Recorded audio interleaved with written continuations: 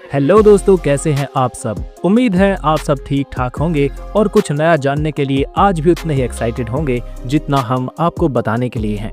तो आज बात करेंगे एक ऐसे शहर की जो न सिर्फ भारत के इतिहास में सबसे अहम रहा है बल्कि आज के समय में खेल, शिक्षा और इंडस्ट्री का हब भी बन चुका है। हम बात कर रहे हैं उत्तर प्रदेश के पश्चिमी हिस्से में बसे मेरठ जिले की। ये शहर राजधानी दिल्ली से सिर्फ 70 किलोमीटर दूर है और नेशनल कैपिटल रीजन यानी एनसीआर का हिस्सा है। मेरठ को अक्सर स्पोर्ट्स सिटी ऑफ इंडिया भी कहा जाता है और साथ ही ये शहर भारत के स्वतंत्रता संग्राम की चिंगारी का भी पहला गवाह रहा। अब अगर बात करें इसके इतिहास की तो मेरठ की पहचान 1857 के पहले स्वतंत्रता संग्राम से जुड़ी हुई है। यही वो जगह थी जहां से भारत में अंग्रेजों के खिलाफ पहला बड़ा विद्रोह शुरू हुआ था। 29 मार्च 1857 को मंगल पांडे और फिर 10 मई को मेरठ की छावनी में सिपाहियों ने बगावत कर दी, जो आगे चलकर पूरे देश में आग की तरह फैल गई। इसी वजह से मेरठ को अक्सर क्रांति की धरती कहा जाता है। अब बात करें आज के मेरठ की तो आज ये एक ऐसा शहर बन चुका है जो हर क्षेत्र में तेजी से आगे बढ़ रहा है। यहाँ की सबसे बड़ी पहचान है खेलों का सामान, चाहे क्रिकेट का बैट हो, फुटबॉल, हॉकी स्टिक या कोई भी इंडोर गेम।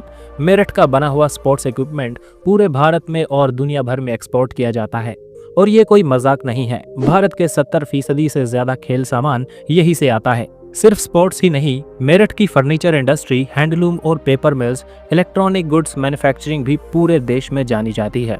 अब बात करें यहाँ की शिक्षा की तो मेरठ में चरण सिंह विश्वविद्यालय, लाला लाजपत राय मेडिकल कॉलेज और IIMT और कई नामी इंजीनियरिंग, लॉ और मैनेजमेंट कॉलेज हैं। यहाँ से हर साल हजारों छात्र देश भर की प्रतियोगी परीक्षाओं में अच्छा प्रदर्शन करते हैं। मेरठ की आबादी भी काफी बड़ी है। 2011 की जनगणना के मुताबिक जिले की आबादी करीब 35 लाख थी, जो अब बढ़कर लगभग 45 लाख के करीब मानी जा रही है। इसका क्षेत्रफल 2522 वर्ग किलोमीटर है और जनसंख्या घनत्व करीब 1800 व्यक्ति प्रति वर्ग किलोमीटर। यहाँ की आबादी में हिंदू, सिख, मुस्लिम और जैन धर्म के लोग बड़ी तादाद में रहते हैं और यहाँ की संस्कृति में एक अनोखा मेल देखने को मिलता है।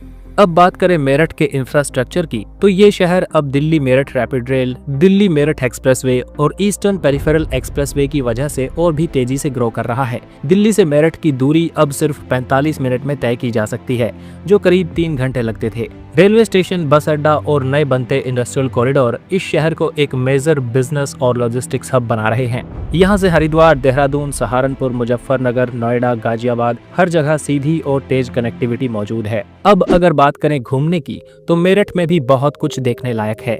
गांधी बाग, जली कोठी, अशरफी देवी मंदिर, ओघरनाथ मंदिर जिसे काली पलटन मंदिर भी कहा जाता है, ये सब जगहें इतिहास, आस्था और आधुनिकता का मेल दिखाती हैं। खाने पीने के शौकीनों के लिए मेरठ जन्नत से कम नहीं। यहाँ के नेहरू रोड के छोले भटूरे, जलेबी, तिल के लड्डू और प्याज कचौड़ी आपको लंबे वक्त तक याद रहेंगे। मेरठ की राजनीति भी बेहद मजबूत और प्रभावशाली रही है। यहाँ के कई विधायक, मंत्री और सांसद देश की राजनीति में अहम भूमिका निभाते रहे हैं। वेस्ट यूपी की पॉलिटिक्स में मेरठ का नाम हमेशा पहले पायदान पर आता है।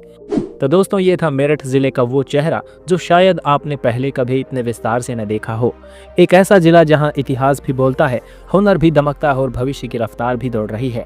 अगर आप मेरठ से हैं या यहाँ कभी आ चुके हैं तो कमेंट में जरूर बताइएगा। Thanks for watching. जुड़े रहिए एक्सप्लोर YRS के साथ।